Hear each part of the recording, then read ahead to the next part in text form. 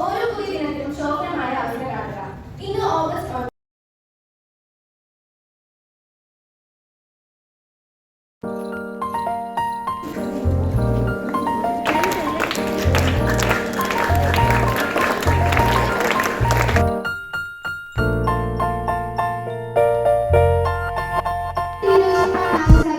9. നമസ്കാരം, എന്റെ പേര് ഏബൽ ജോസഫ് പ്രീജൻ. ഞാൻ മാർത്തോമ ഹൈസ്കൂളിലെ 7ാം ക്ലാസ് വിദ്യാർത്ഥിയാണ്. 2ാം ലോക മഹായുദ്ധത്തിന്റെ അവസാന കാലഘട്ടത്തിലാണ് മനുഷ്യ മനസാക്ഷി ഞെട്ടിച്ച സംഭവങ്ങൾ ഉണ്ടായത്. ജപ്പാൻ നഗരങ്ങളായ ഹിരോഷിമയിലും നാഗസാക്കിയിലും അമേരിക്ക 2 പ്രാവശ്യം ആറ്റം ബോംബ് ആക്രമണം നടത്തി. 1941 ഡിസംബറിൽ ജപ്പാൻ അമേരിക്കയുടെ പേൾ ഹാർബർ തുറമുഖം ആക്രമിച്ചത്. ഇതോടുകൂടി 1945 ഓഗസ്റ്റ് 15 ജപ്പാൻ കീഴടങ്ങി. അതോടുകൂടി 2ാം ലോക മഹായുദ്ധവും അവസാനിച്ചു.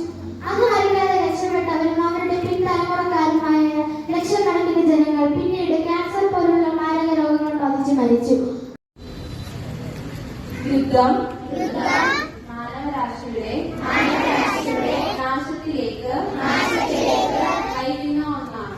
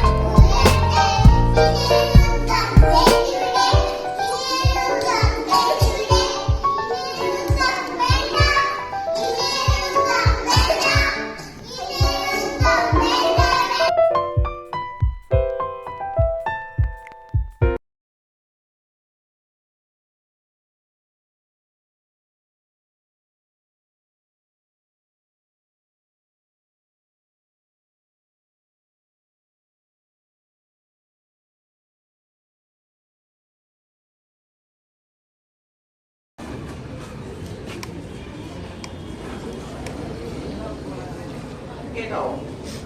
ഇതല്ലേ കുറച്ചും കൂടെ കമ്പല്ല. എനിക്ക് നിങ്ങളുടെ ഇടയിലേക്ക് ഇറങ്ങി വരികയും ചെയ്യാലോ. അപ്പൊ എന്താണ് ഇന്നത്തെ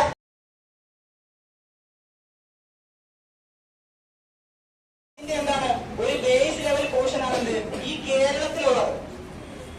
മനസ്സിലായോ?